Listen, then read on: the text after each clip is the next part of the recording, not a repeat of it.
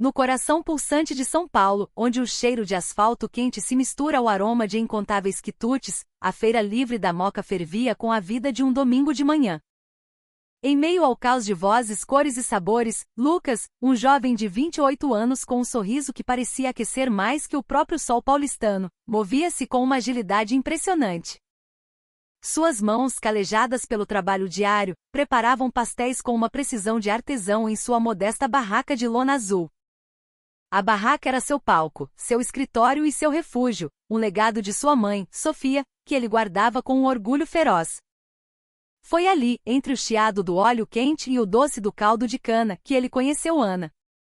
Ela era uma estudante de arquitetura, atraída inicialmente pelo cheiro irresistível de queijo derretido, mas que acabou cativada pela gentileza e pela história que Lucas carregava nos olhos.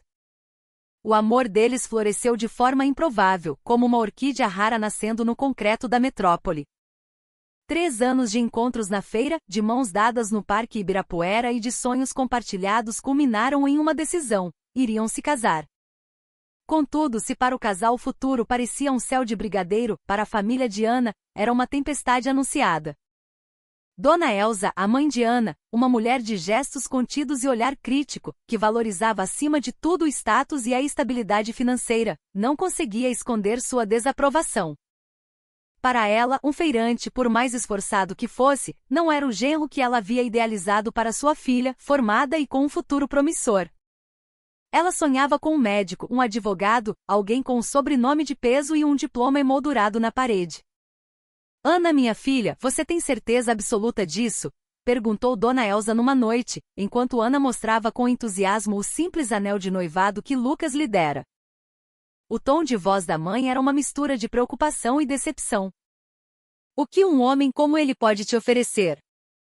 Uma vida de dificuldades, de contar moedas no fim do mês?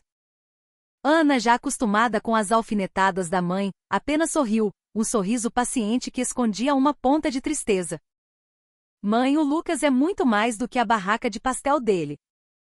Ele é a pessoa mais trabalhadora e bondosa que eu conheço, e o mais importante, ele me ama de verdade. Isso é o que importa. Dona Elza suspirou, um som longo e resignado. Veremos até quando esse amor paga as contas. Já avisei a toda a família sobre o seu casamento. Não se surpreenda se as pessoas comentarem. A escolha foi sua. O dia do casamento finalmente chegou. A cerimônia foi simples, mas cheia de emoção, realizada no pequeno salão de festas do bairro. Lucas, em seu terno alugado, sentia o coração bater descompassado, não apenas pela emoção de se unir à mulher que amava, mas também pela ansiedade de encarar a família dela. Durante a recepção, o ar estava carregado de sorrisos forçados e sussurros mal disfarçados. A filha da Elza casou com um pasteleiro, você acredita? Cochichou uma tia de Ana para outra, alta o suficiente para que todos na mesa ouvissem. A risada que se seguiu foi como uma faca no peito de Lucas.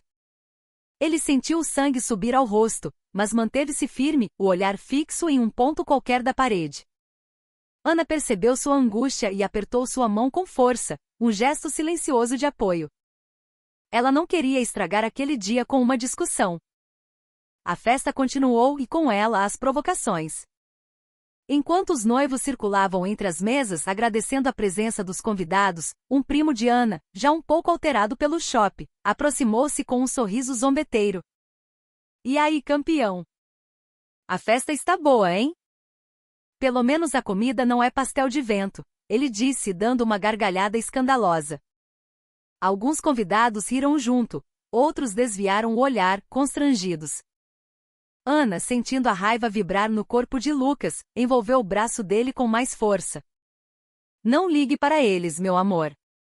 O que importa é a nossa felicidade, ela sussurrou em seu ouvido, a voz suave como um bálsamo. Lucas respirou fundo, assentindo lentamente. As palavras maldosas deixavam cicatrizes, mas o amor de Ana era o seu escudo. Naquele momento, ele se sentiu como um passarinho indefeso sendo humilhado por um bando de falcões. Mas jurou a si mesmo que provaria a todos eles, não com palavras, mas com atitudes, que o seu amor por Ana era a coisa mais valiosa do mundo, mesmo que eles não pudessem entender. A noite foi se arrastando, e aos poucos os convidados se foram, deixando para trás um salão quase vazio, cheio de restos de festa e um silêncio pesado. Lucas e Ana ficaram sozinhos no meio do salão. Ele olhou para o rosto dela, iluminado pela luz fraca da lua que entrava pela janela. O cansaço era visível em seus olhos, mas havia também uma força inabalável. "Você está bem?" ela perguntou, a voz cheia de carinho. Lucas forçou um sorriso. "Estou ótimo, desde que você esteja ao meu lado", respondeu ele, puxando-a para um abraço apertado. "Eu vou mostrar para todo mundo, Ana. Vou mostrar que a verdadeira felicidade não se mede por dinheiro ou por um diploma na parede, mas pelo amor sincero e pela luta diária, juntos." O que eles não sabiam era que o destino, com suas reviravoltas imprevisíveis, já havia traçado um plano diferente. Na manhã seguinte, um homem misterioso apareceria, trazendo consigo um passado que Lucas jamais imaginou existir, um passado que mudaria o curso de suas vidas para sempre. A manhã seguinte nasceu cinzenta e úmida, típica de um outono paulistano. Lucas e Ana, ainda vestidos com roupas confortáveis, varriam o salão, limpando os vestígios da festa da noite anterior. O silêncio era quebrado apenas pelo som das vassouras arrastando no chão e pelo sussurro do vento nas árvores lá fora. Apesar da noite difícil, havia uma cumplicidade no ar, um entendimento mútuo que dispensava palavras. Lucas, ágil e metódico, ajudava a Ana, embora seus olhos ainda carregassem a sombra do cansaço e da humilhação. De repente, o barulho de um motor potente quebrou a tranquilidade da rua. Uma Mercedes preta, reluzente sob a luz fraca da manhã, parou em frente ao portão do salão. A porta do motorista se abriu e um homem de meia idade desceu com passos firmes e decididos. Ele vestia um terno de linho escuro, impecavelmente cortado, e um relógio suíço brilhava em seu pulso. Sua presença exalava uma aura de poder e confiança que contrastava violentamente com a simplicidade do lugar. Os cabelos, já grisalhos nas têmporas, estavam perfeitamente penteados, mas seus olhos, de um castanho profundo, carregavam uma expressão complexa, uma mistura de autoridade e uma melancolia antiga, como se guardassem segredos de uma vida inteira. "Com licença", disse o homem, a voz grave mas educada, atravessando o silêncio. "Você é o Lucas?" Lucas e Ana se entreolharam surpresos. Havia algo no tom daquele homem que deixou Lucas instantaneamente em alerta. Ele deu um passo à frente, tentando manter a compostura. "Sim, sou eu. Em que posso ajudar?" O homem esboçou um sorriso, mas foi um sorriso que não alcançou os olhos, um gesto que parecia carregar anos de arrependimento. "Meu nome é Ricardo. Eu sou seu pai." A frase explodiu no ar como um trovão em céu aberto. Lucas ficou paralisado, mudo. Seus olhos se arregalaram e seu corpo enrijeceu, como se tivesse sido transformado em pedra. Ana, que estava logo atrás, ofegou, igualmente chocada. Ela se aproximou rapidamente de Lucas, colocando a mão em suas costas como um ponto de apoio. "Como assim, meu pai?" Lucas finalmente conseguiu dizer, a voz rouca, quase um sussurro. "Minha mãe faleceu há 10 anos e me disse que meu pai tinha morrido antes mesmo de eu nascer." "Quem é o senhor?" Ricardo engoliu em seco, o olhar fixo no rosto do filho que ele via pela primeira vez em quase 30 anos. "Eu sei que isso é chocante. Eu procurei por vocês durante anos, Lucas." "Anos?" "Mas sua mãe. Ela mudou de cidade, trocou de nome. Perdi completamente o rastro de vocês. Foi só ontem, por uma coincidência inacreditável, que um antigo contato meu mencionou seu casamento e me deu seu endereço." Ele fez uma pausa, respirando fundo.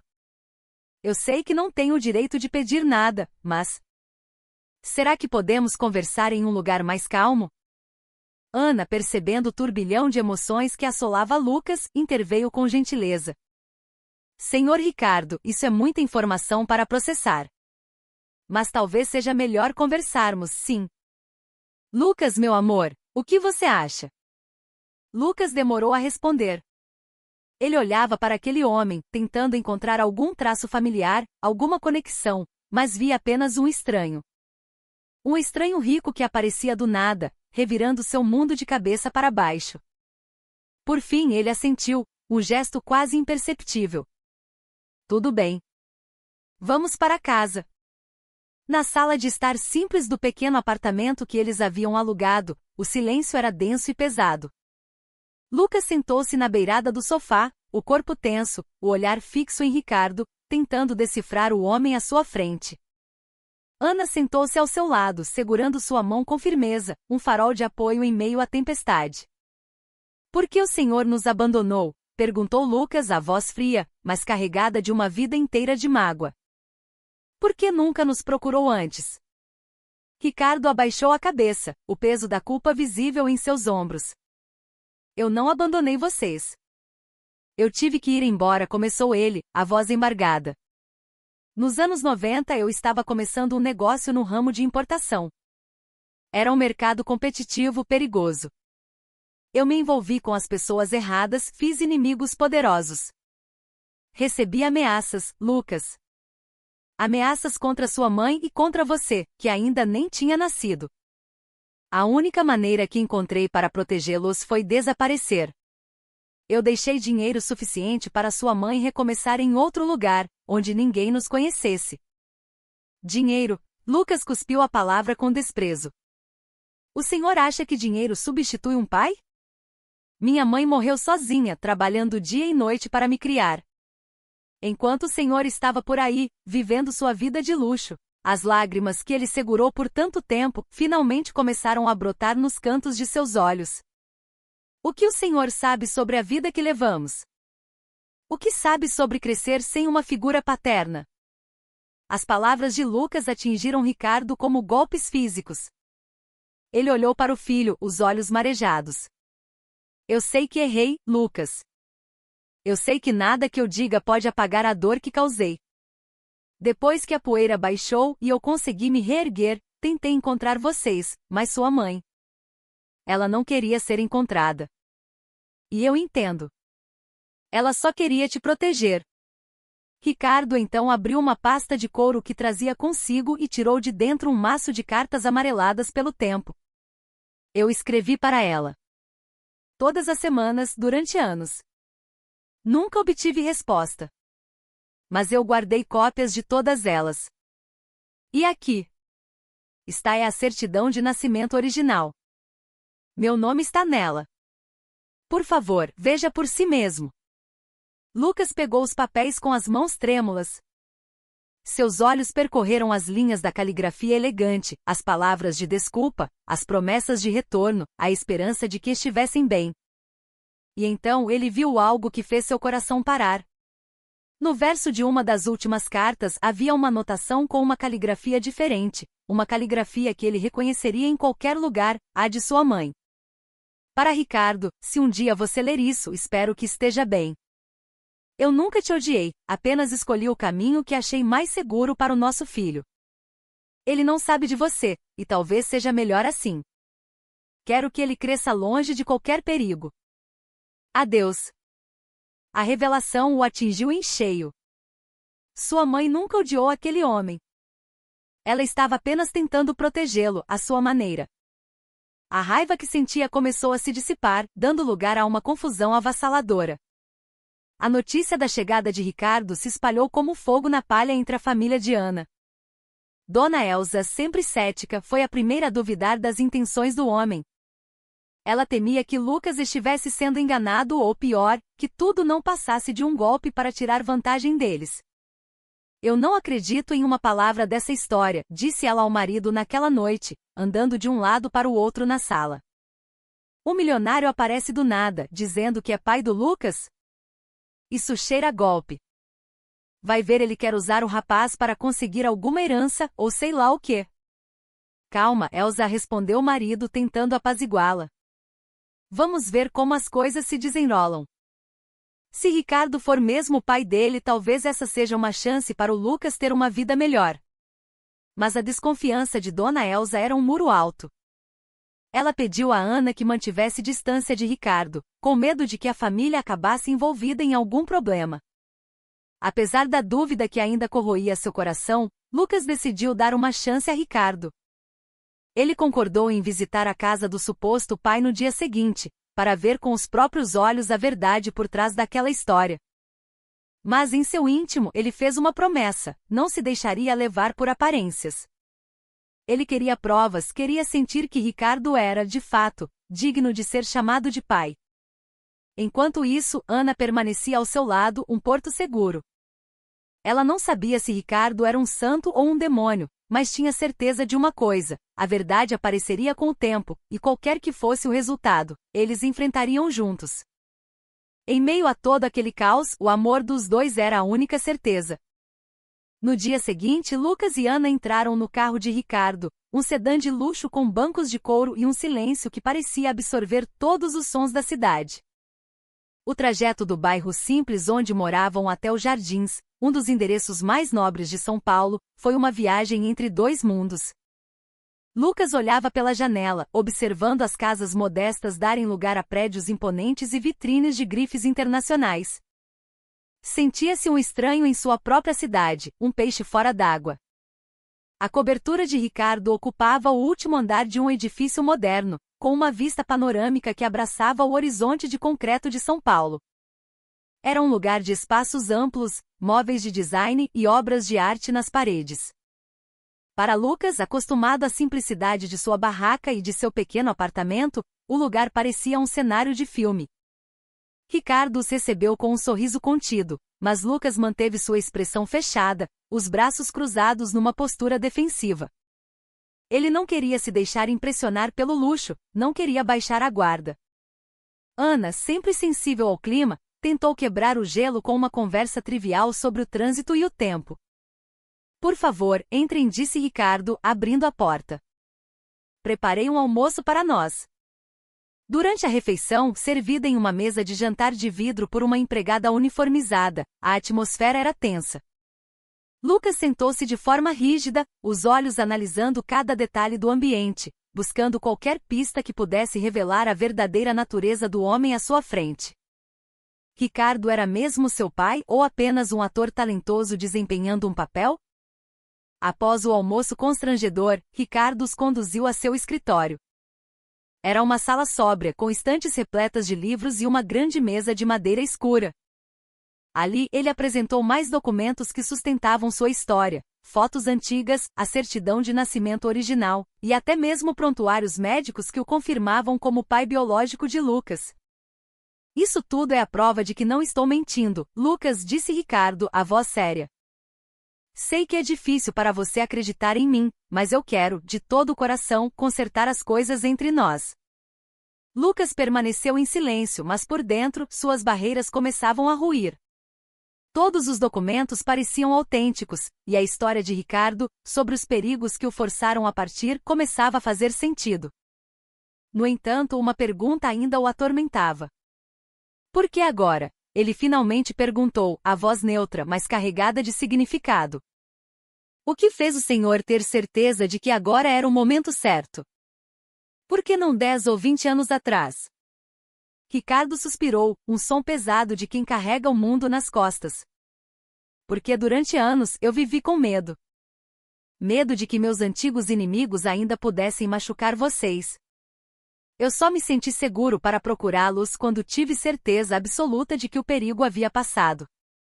E mesmo assim, levei anos para encontrar uma pista sequer do paradeiro de sua mãe. Ele olhou para Ana, com um pedido de ajuda nos olhos. Eu sei que minhas desculpas não são suficientes.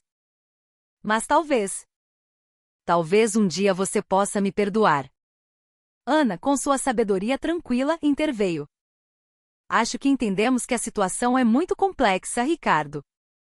Mas se o senhor realmente quer consertar as coisas, talvez devesse começar a pensar no futuro, e não apenas se desculpar pelo passado. A sugestão de Ana pairou no ar, uma ponte frágil sobre um abismo de desconfiança.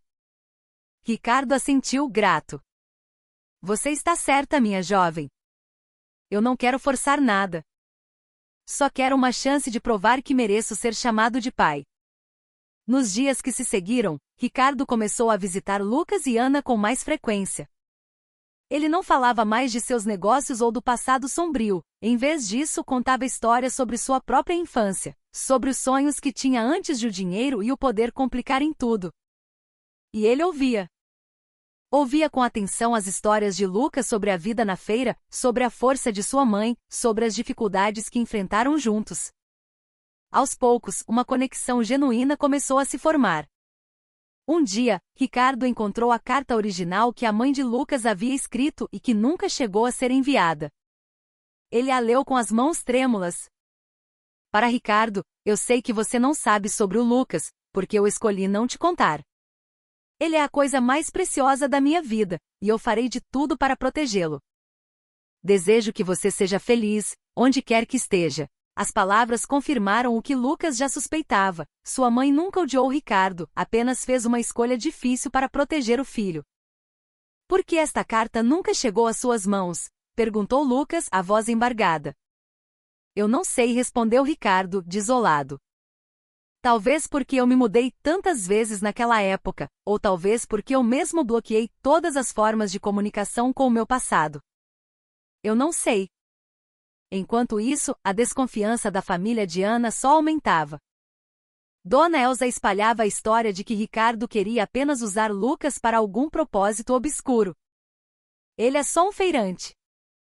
Por que o milionário apareceria do nada? Dizia uma vizinha fofoqueira para Dona Elsa. Com certeza tem algo de errado aí. Dona Elsa concordava prontamente. Eu já disse para Ana não confiar. Vai que isso é só um golpe para enganá-los. Mas Ana se manteve firme ao lado de Lucas. Ela acreditava que a verdade viria à tona, e que independentemente do resultado eles enfrentariam juntos.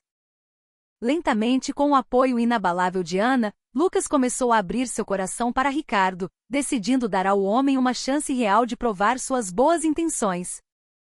Apesar da reaproximação, a desconfiança ainda pairava como uma névoa densa. Uma noite, durante o jantar, Lucas decidiu confrontar Ricardo de uma vez por todas. Eu preciso entender tudo, disse ele, o olhar intenso. Quero saber exatamente que tipo de perigo era esse que fez o senhor desaparecer por 30 anos.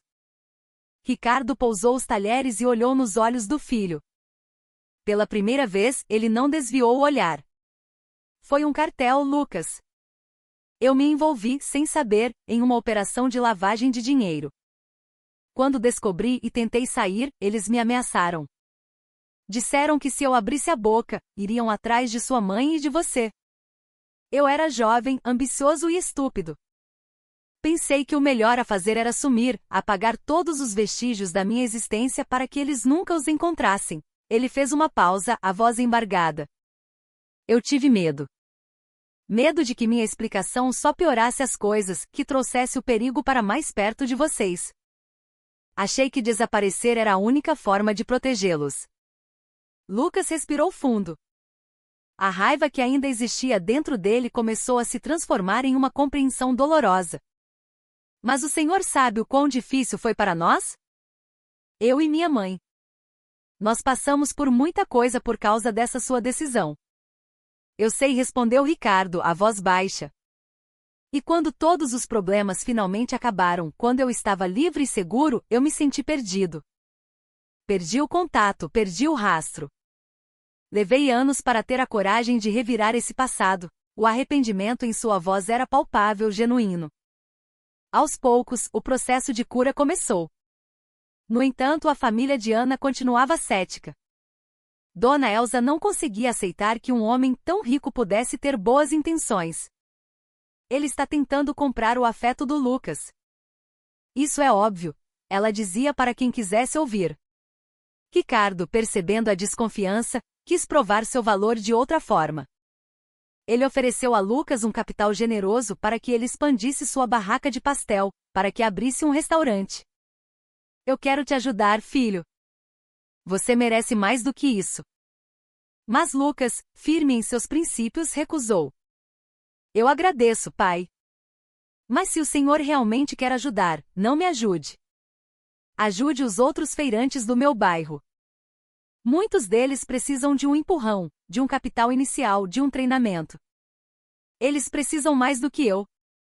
Ricardo olhou para o filho, um sorriso de orgulho se formando em seu rosto. Você tem razão, Lucas. Eu vou ajudá-los. Mas saiba que eu também quero te ajudar. Você merece o melhor. Obrigado, pai. Mas a minha barraca eu vou fazer crescer com o meu próprio esforço. Só preciso que o Senhor me ensine a ser um bom administrador, que me ensine o que sabe sobre negócios. A decisão de Lucas foi um divisor de águas. Ana, que já o amava profundamente, sentiu seu orgulho transbordar. Ela viu que o coração de seu marido não havia mudado, mesmo agora tendo acesso a uma fortuna. Ele continuava humilde, generoso e preocupado com os outros. Essa atitude também começou a mudar a percepção da família de Ana. Um dia, Dona Elsa, a caminho do supermercado, viu Lucas no meio da feira, não em sua barraca, mas ajudando um grupo de outros feirantes a organizar suas finanças, a criar uma pequena cooperativa.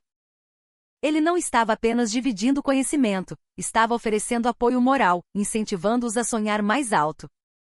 Ele é realmente diferente do que eu imaginava, murmurou Dona Elsa para o marido que a acompanhava. Talvez eu estivesse errada sobre ele. Naquela noite, durante um jantar de família, Dona Elsa, para a surpresa de todos, pediu desculpas a Lucas. Me perdoe, meu filho. Eu te julguei mal. Estou muito orgulhosa do homem que você é. As lágrimas nos olhos dela eram sinceras, e o abraço que se seguiu selou a paz entre eles. A relação entre Lucas e Ricardo também florescia. Eles aprenderam a se entender, a se respeitar e a construir um laço que havia sido rompido por 3 décadas. Ricardo também se aproximou da família de Ana, mostrando que seu interesse era genuíno. Com o tempo, o amor e a compreensão venceram o preconceito. A história de Lucas se tornou um exemplo de que o verdadeiro valor de uma pessoa não está em sua conta bancária ou em sua profissão, mas em seu caráter. O capítulo final dessa jornada se desenrolou alguns anos depois. Com a mentoria de Ricardo e seu próprio esforço incansável, Lucas transformou sua pequena barraca de pastel em uma franquia de sucesso de comida de rua brasileira, com várias unidades espalhadas pela cidade. Mas mesmo com sucesso, ele nunca esqueceu suas raízes. Parte dos lucros era revertida para um fundo que apoiava pequenos comerciantes, oferecendo microcrédito e capacitação. Você é incrível, Lucas, disse Ana um dia, enquanto observavam o movimento em uma de suas novas lojas. Tenho tanto orgulho de ver como você não pensa só em si mesmo, mas em todos ao seu redor. Lucas sorriu, abraçando-a. Isso tudo é por sua causa, Ana. E pelo meu pai. Ele me ensinou que o dinheiro não é tudo. O importante é como usamos o que temos para fazer o bem. A relação com Ricardo havia se tornado o pilar de sua vida. Eles passavam horas conversando, compartilhando histórias do passado e planos para o futuro. Ricardo contava sobre seus erros e acertos no mundo dos negócios, enquanto Lucas falava sobre a simplicidade e a sabedoria da vida na feira. Eles aprendiam um com o outro, e esse processo os unia cada vez mais. Estou tão feliz por finalmente ter meu pai de volta, disse Lucas a Ricardo um dia. Mesmo que tenha demorado tanto. Não vou desperdiçar essa segunda chance. Os dois sorriram, sentindo que as feridas do passado estavam, finalmente, cicatrizando. A consagração de sua jornada veio em um evento da prefeitura que homenageava empreendedores de destaque da cidade. Lucas foi convidado para discursar. Diante de uma plateia de centenas de pessoas, ele subiu ao palco, não como um empresário de sucesso, mas como o mesmo feirante de sempre. Eu sou apenas um pasteleiro que sonhava em ter uma vida melhor, começou ele, a voz firme, mas cheia de emoção. Mas eu aprendi que a verdadeira felicidade não se mede pela quantidade de dinheiro que temos no bolso. A verdadeira felicidade é poder amar, apoiar uns aos outros e ajudar quem precisa. Ele continuou. Agradeço a minha esposa Ana, que sempre esteve ao meu lado. Agradeço ao meu pai, que me ensinou o verdadeiro significado de legado. E agradeço a cada um de vocês que, como eu, lutam todos os dias para construir um futuro melhor. Suas palavras foram recebidas com uma ovação de pé. Ao final do discurso, muitas pessoas o cercaram, querendo cumprimentá-lo. Em meio à multidão, ele viu Ana, Dona Elsa e Ricardo, os olhos de todos brilhando de orgulho. Ele se aproximou deles e abraçou a esposa. Pelo que você é mais grato em tudo isso? Ela perguntou baixinho. Lucas sorriu. Sou grato por tudo. Pelo seu amor, pela presença do meu pai e por todas as lições que aprendi. Aprendi que o amor verdadeiro não é sobre nós mesmos, mas sobre como podemos levantar os outros. Ana sentiu-o com lágrimas nos olhos. E eu sou grata porque você continua sendo você mesmo, mesmo que sua vida agora seja tão diferente. Eles se olharam e nesse olhar estava toda a história deles, as dificuldades, as superações e um amor que havia provado ser mais forte que qualquer preconceito.